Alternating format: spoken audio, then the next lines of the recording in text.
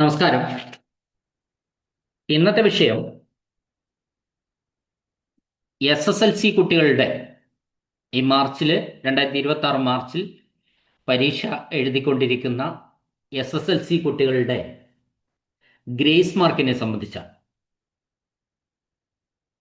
നമുക്കറിയാം, വിവിധ മത്സര ഇനങ്ങളിൽ പങ്കെടുത്ത് ഗ്രേഡുകൾ ലഭിച്ചവർക്കും scout and guides, NCC, SPC പോലെയുള്ള വിഭാഗങ്ങളിലെ സജീവ പങ്കാളിത്തത്തിനും ഗ്രേസ് മാർക്കുണ്ട്.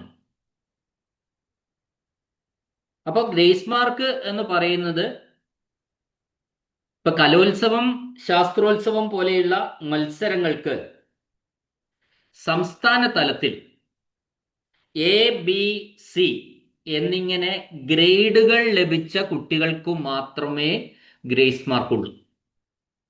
ജില്ലാതല മത്സരങ്ങളിൽ എ ഗ്രേഡ് കിട്ടിയാലോ മറ്റേതെങ്കിലും ഗ്രേഡുകൾ കിട്ടിയാലോ അവർക്ക് ഗ്രേസ് മാർക്ക് ഇല്ല.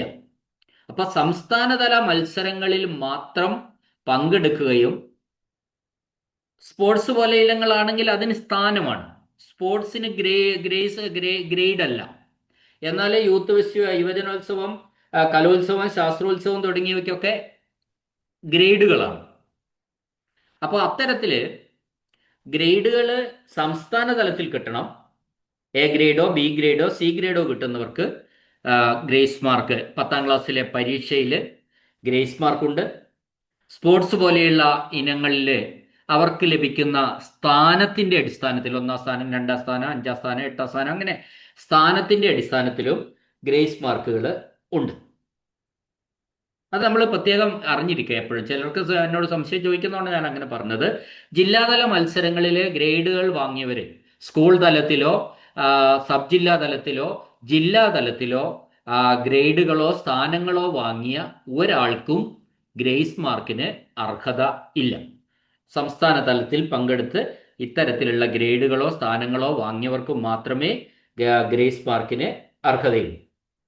സ്പോർട്സിലാണെങ്കിൽ പൊതുവിദ്യാഭ്യാസ വകുപ്പ് നടത്തുന്ന കായിക മത്സരങ്ങളിൽ 8ാം സ്ഥാനം വരെയുള്ളവർക്ക് ഗ്രേസ് മാർക്ക് ഉണ്ട്. അത് കഴിഞ്ഞ വർഷമാണ് അത്തരത്തിലുള്ള ഒരു ചേഞ്ച് വന്നത്. പൊതുവിദ്യാഭ്യാസ വകുപ്പ് നടത്തുന്ന കായിക മത്സരങ്ങൾക്ക് 8ാം സ്ഥാനം വരെ ഉള്ളവർക്ക് ആണ് ഗ്രേസ് മാർക്ക് ഉള്ളത്.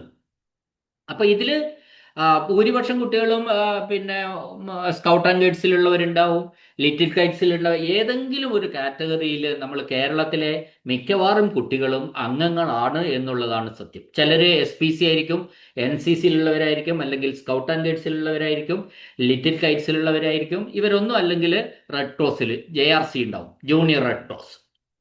അപ്പോ ചുരുക്കി പറഞ്ഞാല് ഈ ഗ്രേസ് മാർക്ക് കൊടുക്കുന്നത് ഇവർക്ക് ഇത്തരം പരിശീലനങ്ങളിൽ പങ്കെടുക്കുന്നതിന്. ഇപ്പൊ NCC ആണെങ്കിൽ പരേഡുകളുണ്ട്, ആ പരേഡിൽ പങ്കെടുക്കേണ്ടതുണ്ട് കുട്ടികൾ. അപ്പൊ അത്തരത്തിൽ പരേഡുകളിൽ പങ്കെടുക്കുമ്പോൾ കുട്ടികൾക്ക് ഉണ്ടാവുന്ന സമയനഷ്ടം കോമ്പൻസേറ്റ് ചെയ്യാനാണ് അവിടെ ശരിക്കും ഒരു ഗ്രേസ് മാർക്ക് കൊടുക്കുന്നത്. അപ്പൊ ഏത് ഒരു പരിപാടിക്കാണെങ്കിലും അതിൽ കുറച്ചൊരു സമയനഷ്ടം വരുന്നുണ്ട്. കുട്ടി പഠിക്കേണ്ടതിന് കുട്ടിയുടെ പഠനത്തെ ഈ സമയനഷ്ടം സാരമായി ബാധിക്കുന്നുണ്ട്. അത്തരത്തില് ബാധിക്കുമ്പോൾ കുട്ടികൾ മാർക്ക് തുലവും താഴോട്ട് പോകുന്ന ഒരവസ്ഥ വരും. അത് കോമ്പൻസേറ്റ് ചെയ്യാൻ വേണ്ടിയിട്ടാണ് ഇത്തരത്തില് ഗ്രേസ് മാർക്കുകൾ നൽകുന്നത്. അപ്പൊ അത് ഗ്രേസ് മാർക്ക് ഗവൺമെന്റ് അനുവദിച്ച് നൽകുന്നതാണ്. ഓരോ കാറ്റഗറിയുടെയും ഞാൻ പറയുന്നതിന് മുമ്പ് ഈ ഗ്രേസ് മാർക്കുകളെ കുറിച്ച് ഒരു ചെറിയൊരു ധാരണ എല്ലാവർക്കും ഉള്ളത് നല്ലതാണ്. അതിനെ സംബന്ധിച്ച് കുറച്ച് കാര്യങ്ങൾ ഞാൻ പറയാം. കുട്ടികൾക്ക് ഈ ഗ്രേസ് മാർക്ക് എങ്ങനെയാണ് കൂട്ടുന്നത്, ആഡ് ചെയ്യുന്നത് എന്നുള്ള വിവരം ഞാൻ ഒരു പ്രത്യേക വീഡിയോ ആയിട്ട് ചെയ്യുന്നുണ്ട്, സെപ്പറേറ്റ് ആയിട്ട് ചെയ്യാം. നമ്മൾ മനസ്സിലാക്കേണ്ടത് കാര്യം എന്താണെന്ന് വെച്ചാൽ, A+ കിട്ടാൻ വേണ്ടി മാത്രമല്ല ഗ്രേസ് മാർക്ക് കൊടുക്കുക, അത് D+ കിട്ടാനും കൊടുക്കും. ഏതെങ്കിലും ഒരു ഗ്രേഡിൽ നിന്ന് തൊട്ടടുത്ത ഗ്രേഡിലേക്ക് കൂടെ ടോപ്പപ്പ് ചെയ്യാൻ വേണ്ടിയിട്ടാണ് നമ്മൾ ഗ്രേസ് മാർക്ക് കൊടുക്കുക. അത് A+ മാത്രമല്ല, D+ കൊടുക്കും, C+ കൊടുക്കും, B+ കൊടുക്കും. എല്ലാ കാറ്റഗറിയിൽ പെട്ടവർക്കും ഈ ഗ്രേസ് മാർക്ക് കൊടുക്കും എന്നതാണ് നമ്മൾ ആദ്യം തിരിച്ചറിയേണ്ടത്. ഇനി ഒരു വിഷയത്തിന് 90% മാർക്ക് കിട്ടുമ്പോഴാണ് നമ്മൾ A+ എന്ന് പറയുന്നത്. ഏത് വിഷയമായാലും ശരി. ചെറിയ വിഷയങ്ങൾ നമുക്കറിയാം, 3 വലിയ വിഷയങ്ങളും 7 ചെറിയ വിഷയങ്ങളും ഉള്ളത്. ചെറിയതും വലുതെന്ന് പറഞ്ഞാൽ മാർക്കിന്റെ അടിസ്ഥാനത്തിലാണ് തരംതിരിച്ചത്, അല്ലാതെ ചെറുപ്പവും വലിപ്പവും ഒന്നുമില്ല. എല്ലാ വിഷയങ്ങളും തുല്യം തന്നെയാണ്. ഇപ്പോൾ മാത്തമാറ്റിക്സ് ആണെങ്കിൽ വലിയ വിഷയമാണ്, അതായത് 100 മാർക്കിന്റെ പേപ്പറാണ് ഈ മാത്തമാറ്റിക്സ് എന്ന് പറയുന്നത്. അതിൽ 20 മാർക്ക് സിയും 80 മാർക്ക് എഴുത്തു പരീക്ഷയും. Social science 100 മാർക്കിൻ്റെതാണ്. 80 മാർക്ക് എഴുത്തു പരീക്ഷയും 20 മാർക്ക് സിയുമാണ്. ഇംഗ്ലീഷ് 100 മാർക്കിൻ്റെ വലിയ വിഷയമാണ്. 80 മാർക്ക് എഴുത്തു പരീക്ഷയും 20 മാർക്ക് സിയാണ്. മറ്റ് ബാക്കിയുള്ള 7 വിഷയങ്ങൾ, 10 വിഷയമാണല്ലോ, IT ഉൾപ്പെടെയുള്ള ബാക്കിയുള്ള 7 വിഷയങ്ങളെയാണ് നമ്മൾ 50 മാർക്കിൻ്റെ വിഷയങ്ങൾ എന്ന് പറയുന്നത്. അതിൽ എഴുത്തു പരീക്ഷ 40 മാർക്കും 10 സിയാണ്. IT-യിലാണെങ്കിൽ 40 മാർക്കിൻ്റെ പ്രാക്ടിക്കലാണ്, 10 മാർക്ക് സി. എല്ലാത്തിലും സി 10 ഉണ്ട്. ചെറിയ വിഷയങ്ങൾക്ക് സി 10ഉം വലിയ വിഷയങ്ങൾക്ക് സി 20ഉമാണ്. ഇതടക്കമുള്ളതിൻ്റെ 90%. ഇപ്പം ചെറിയൊരു വിഷയം 50-ലാണെങ്കിൽ ആ 50-ൽ ഒരു കുട്ടിക്ക് A+ കിട്ടണമെങ്കിൽ 45 മാർക്ക് വേണം. ഈ വലിയ 3 വിഷയങ്ങളിൽ കിട്ടണമെങ്കിൽ 90 മാർക്ക് വേണം. ഈ 90 മാർക്കിൽ 20 മാർക്ക് ഓൾറെഡി കുട്ടി സി മാർക്കിൽ കിട്ടിയിട്ടുണ്ടാവും. പോയിട്ട് 70 മാർക്ക് എഴുത്തു പരീക്ഷയിലുണ്ടെങ്കിൽ ആ കുട്ടിക്ക് A+ കിട്ടും. 50 മാർക്കിൻ്റെ പേപ്പറാണെങ്കിൽ 10 മാർക്ക് കുട്ടിക്ക് സി ഓൾറെഡി കിട്ടിയിട്ടുണ്ട്. ആ കുട്ടിക്ക് 35 മാർക്ക് കൂടി ഉണ്ടെങ്കിലാണ് യഥാർത്ഥത്തിൽ ചെറിയ വിഷയങ്ങൾക്ക് A+ കിട്ടുക. 35ഉം 10ഉം 45, അങ്ങനെയാ പറയും. ഇനി ഒരു കുട്ടിക്ക് എല്ലാ വിഷയത്തിനും A+ കിട്ടി എന്ന് വിചാരിക്കാം. 90% A+ കിട്ടിക്കഴിഞ്ഞാൽ ആ കുട്ടിക്ക് പിന്നീട് ഗ്രേസ് മാർക്ക് കൊടുക്കുന്നതല്ല. അപ്പൊ മാർക്കിന് വേണ്ടി നമുക്കൊരു മാർക്കുള്ള സിസ്റ്റം അല്ല നമ്മളുടെ SLC പരീക്ഷ, അത് ഗ്രേഡിംഗ് സിസ്റ്റമാണ്. അപ്പൊ ഗ്രേഡിംഗ് സിസ്റ്റത്തിലെ ഏറ്റവും ടോപ്പ് എന്ന് പറയുന്നത് A+ ആണ്. ആ A+ ഗ്രേഡ് ഒരു കുട്ടിക്ക് കിട്ടി, എല്ലാ വിഷയങ്ങൾക്കും കിട്ടിക്കഴിഞ്ഞാൽ പിന്നീട് ആ കുട്ടിക്ക് ഗ്രേസ് മാർക്ക് നൽകുന്നതല്ല. ഞാനൊരു ഉദാഹരണം പറയാം. ഒരു കുട്ടിക്ക് പരീക്ഷ കഴിഞ്ഞിട്ട് വാല്യുവേഷനൊക്കെ കഴിഞ്ഞു, പേപ്പറൊക്കെ നോക്കി കഴിഞ്ഞപ്പോൾ ഗ്രേസ് മാർക്ക് ഇല്ലാതെ തന്നെ 10 വിഷയങ്ങൾക്കും A+ കിട്ടി. എന്നാൽ കുട്ടി സ്കൗട്ട് ആൻഡ് ഗൈഡിൽ അംഗമാണ്. ആ കുട്ടിക്ക് സ്കൗട്ട് ആൻഡ് ഗൈഡിൽ അംഗമാണെങ്കിൽ ആ കുട്ടിക്ക് 18 മാർക്ക് ഗ്രേസ് മാർക്കിന് അർഹതയുണ്ട്. എന്നാൽ ഇവിടെ 90% മാർക്ക് ആ കുട്ടിക്ക് എല്ലാ വിഷയങ്ങൾക്കും കിട്ടിയത് കൊണ്ട് ഈ സ്കൗട്ട് ആൻഡ് ഗൈഡിന്റെ മാർക്ക് 18 മാർക്ക് പിന്നീട് ആ കുട്ടിക്ക് കൊടുക്കുന്നതല്ല. കാരണം ഏറ്റവും ടോപ്പിൽ കുട്ടി എത്തിക്കഴിഞ്ഞു, A+ ഗ്രേഡിൽ എത്തിക്കഴിഞ്ഞു. A+ ഗ്രേഡിൽ എത്തിക്കഴിഞ്ഞാൽ പിന്നെ ആ കുട്ടികൾക്ക് ഗ്രേസ് മാർക്കിന് അർഹതയുണ്ടെങ്കിലും ആ ഗ്രേസ് മാർക്ക് അനുവദിച്ച് കൊടുക്കുകയില്ല എന്നതാണ് സത്യം. അതേസമയം ഇത് മാർക്ക് മാത്രം പറയുന്ന സിസ്റ്റം ആണെങ്കിൽ അത് കൊടുക്കുമായിരുന്നു. ഇതങ്ങനെയല്ല, ഗ്രേഡിംഗ് സിസ്റ്റമാണ് SLC. ആ ഗ്രേഡിംഗ് സിസ്റ്റത്തിലെ ഏറ്റവും വലിയ മാർക്ക് ഗ്രേഡ് എന്ന് പറയുന്നത് A+ ആണ്. അതുകൊണ്ട് A+ കിട്ടിക്കഴിഞ്ഞാൽ പിന്നെ ഗ്രേസ് മാർക്ക് അനുവദിക്കാറില്ല. ഇനി മറ്റൊരു എക്സാമ്പിളിലേക്ക് ഞാൻ കിടക്കുന്നത്, ഒരു കുട്ടിക്ക് 9 വിഷയങ്ങൾക്ക് A+ കിട്ടി. ഒരു കുട്ടിക്ക് 10ൽ 9 വിഷയങ്ങൾക്ക് A+ കിട്ടി. ഒരു വിഷയത്തിന് A+ കിട്ടാൻ 4 മാർക്കിന്റെ കുറവുണ്ട്. 4 മാർക്കിന്റെ കുറവ് മാത്രമേ ഉള്ളൂ ഒരു വിഷയത്തിന്. ആ കുട്ടി NCCയിൽ അംഗമാണ് എന്ന് വിചാരിക്കാം. നമുക്കറിയാം, NCCയിൽ അംഗമായിട്ടുള്ള ഒരു കുട്ടിയുടെ ഗ്രേസ് മാർക്ക് പരമാവധി അയാൾക്ക് കൊടുക്കുക 20 മാർക്കാണ്. അപ്പൊ ഇവിടെ ഈ കുട്ടിക്ക് 4 മാർക്കേ വേണ്ടൂ.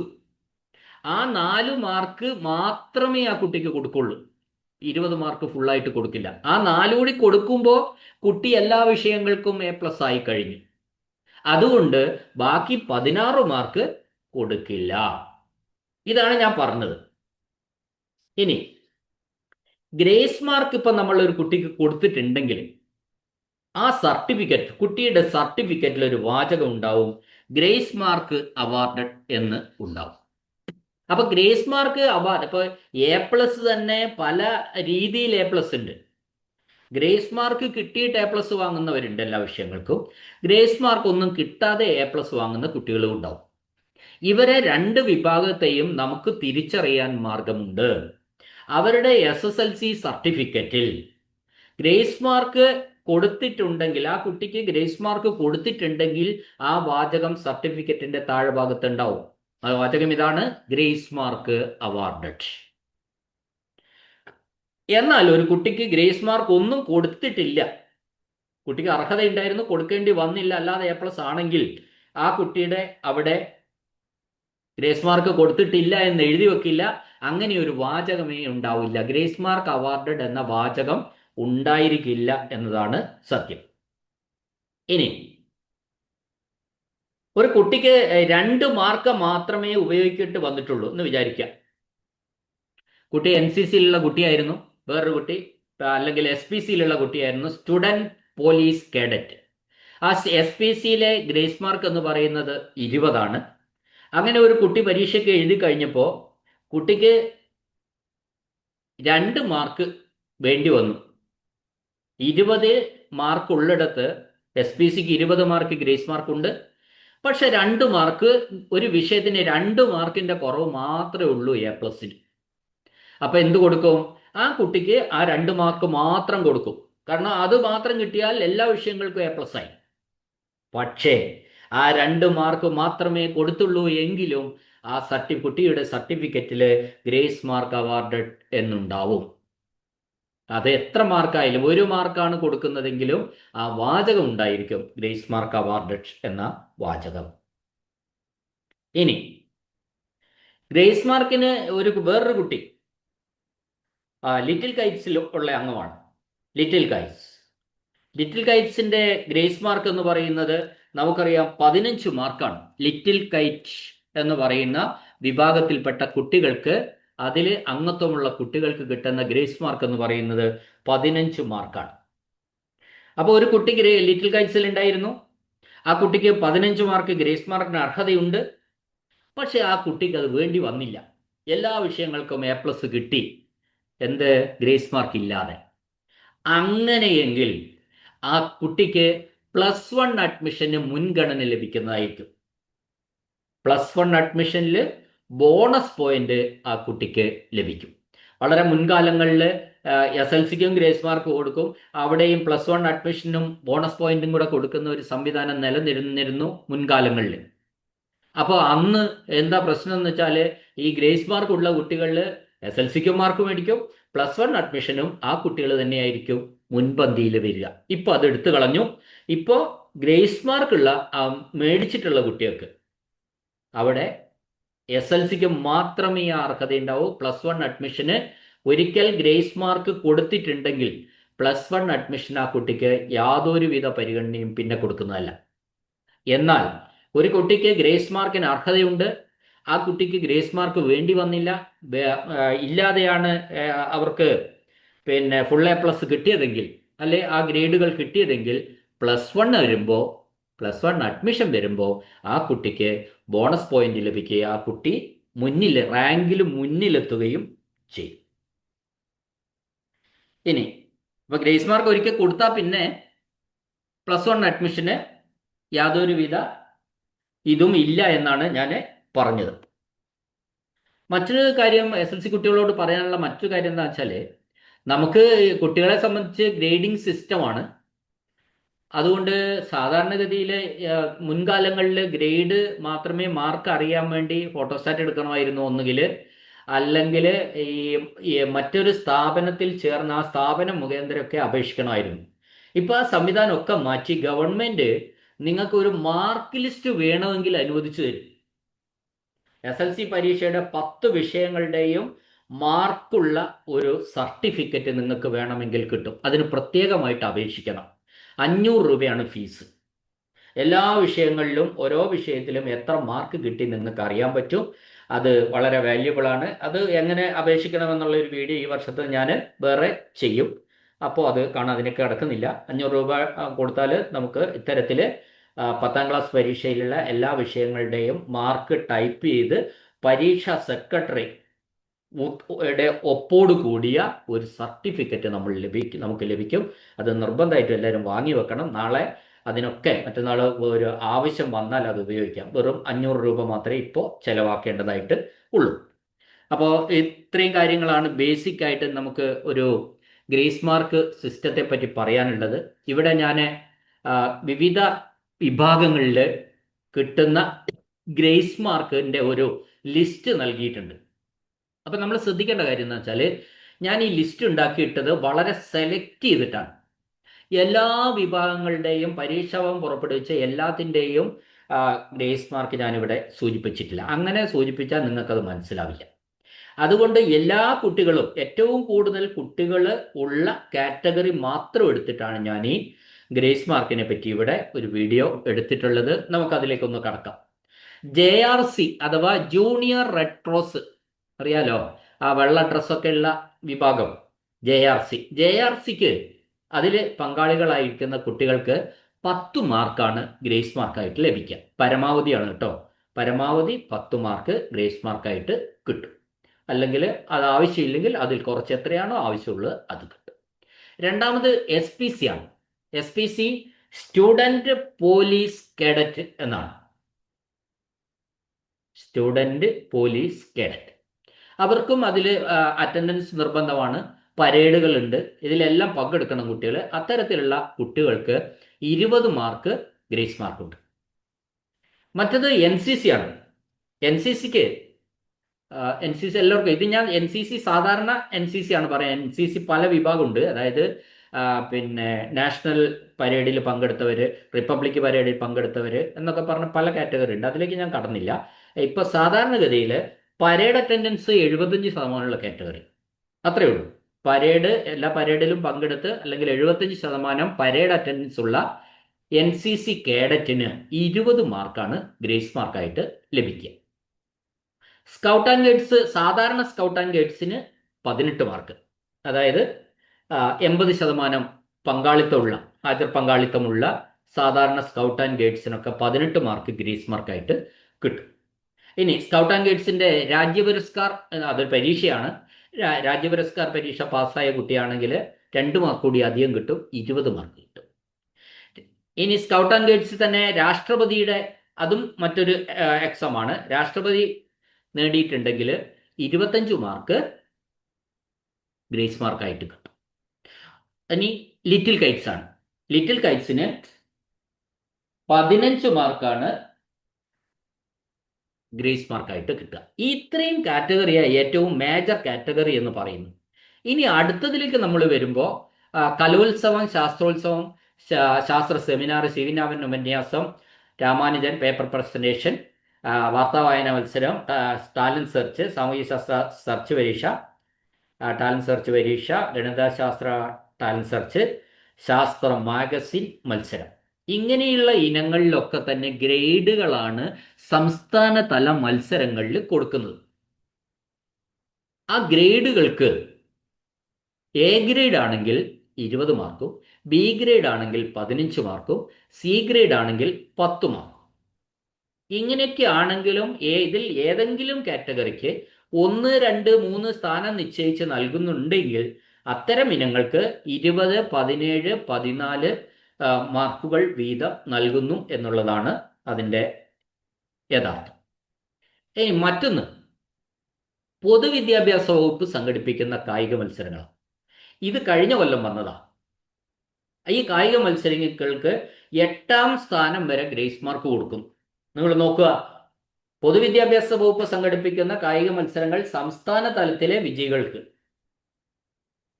1ാം സ്ഥാനത്തിന് 20 മാർക്ക്, 2ാം സ്ഥാനത്തിന് 17 മാർക്ക്, 3ാം സ്ഥാനത്തിന് 14 മാർക്ക്, 4ാം സ്ഥാനത്തിന് 10 മാർക്ക്, 5ാം സ്ഥാനത്തിന് 8 മാർക്ക്, 6ാം സ്ഥാനത്തിന് 6 മാർക്ക്, 7ാം സ്ഥാനത്തുള്ള കുട്ടിക്ക് 4 മാർക്ക്, 8ാം സ്ഥാനത്തുള്ള കുട്ടിക്ക് 2 മാർക്ക്. അപ്പോൾ 8ാം സ്ഥാനം വരെയാണ് അത് ആ തരത്തിൽ ഗ്രേസ് മാർക്ക് കൊടുക്കുന്നത്. അപ്പോൾ ഇത് ഒരു നല്ല രീതിയാണ്. കാരണം എല്ലാവരും സ്പോർട്സിൽ സ്റ്റേറ്റിൽ പങ്കെടുത്താൽ, പിന്നെ പൊതുവേ കലോത്സവങ്ങളിലൊക്കെ ആണെങ്കിൽ സ്റ്റേറ്റിൽ പങ്കെടുക്കുന്ന മിക്കവാർക്കും കുട്ടികൾക്ക് ABC ഗ്രേഡ് ഏതെങ്കിലും കിട്ടും. എന്നാൽ സ്പോർട്സിൽ 1, 2, 3 ആ ഓരോ കുട്ടിക്ക് മാത്രമേ കിട്ടുള്ളൂ. വലിയ ബുദ്ധിമുട്ടാവും അപ്പോൾ അത് ഒഴിവാക്കാൻ വേണ്ടിയിട്ടാണ് 8ാം സ്ഥാനം വരെ ഗ്രേസ് മാർക്ക് കൊടുക്കുന്നത് വളരെ നല്ല കാര്യമായിട്ടാണ് എനിക്ക് ഈ ഒരു കഴിഞ്ഞ വർഷം വന്ന ഈ ഒരു സിസ്റ്റത്തെ തോട് തോന്നിയത്. അതുകൊണ്ട് 8ാം സ്ഥാനം വരെ പൊതുവിദ്യാഭ്യാസ വകുപ്പ് സംഘടിപ്പിക്കുന്ന കായിക മത്സരങ്ങൾക്ക് മാത്രമാണ് 8ാം സ്ഥാനം വരെയുള്ളവർക്ക് 2 മാർക്ക് പിന്നെ ഗ്രേസ് മാർക്ക് കൊടുക്കും. അപ്പൊ ഇതാണ് ഇത് കൂടാതെ ചില കാറ്റഗറികളിലുണ്ട്. അത് റയർ കാറ്റഗറീസ് ആണ്.